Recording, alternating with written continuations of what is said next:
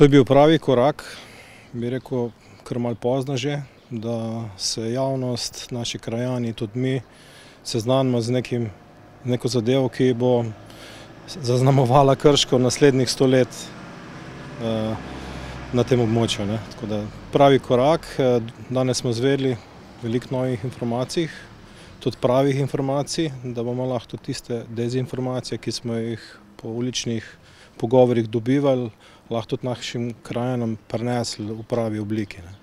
Tako da ja, mislim, da to je pravi korak. Povabljeni smo bili danes tudi na predstavitev obrata, kar je prvič, odkar sem jaz predstavnik krajevne skupnosti, kar mislim, da bi mogli že prej biti. Tako da dobro, vse bo pohvalno, da smo šli vsaj s tem naprej, tako da bomo naše krajane lahko tudi s tem seznanili.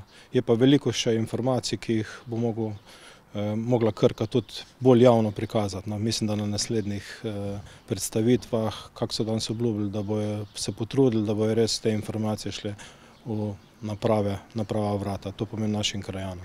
Varnost. Bilo je v določenem obdobju se smrad pojavil v Stari vasi, to smo danes nekaj odgovora dobili. Zdaj, če smo zadovoljni z njimi ali nismo, bi rekel, tukaj je čistilna naprava, ki je že obstoječa, jo uporablja in Krško in Krka, to pomeni, da tam not marsikaj lahko tudi zapakiranega, da se izgovor na enega na druga daje. Prva je varnost. Bilo je omenjeno tudi gasilci naši zdaj dobro sodelujejo, to poznam zadevo. Samo z povečanjem Krke, povečanjem obrata, povečanjem vseh stvari noter bo potrebno tudi povečati število naših gasilcev, kajti če to ne naredimo, pa če se kaj zgodi, v obratu Krke bomo celo gasilsko enoto imeli v Krki noter, naša varnost, ki jo pa sedaj plačujemo krajani, na območju Krške občine bo pa s tem ogrožena.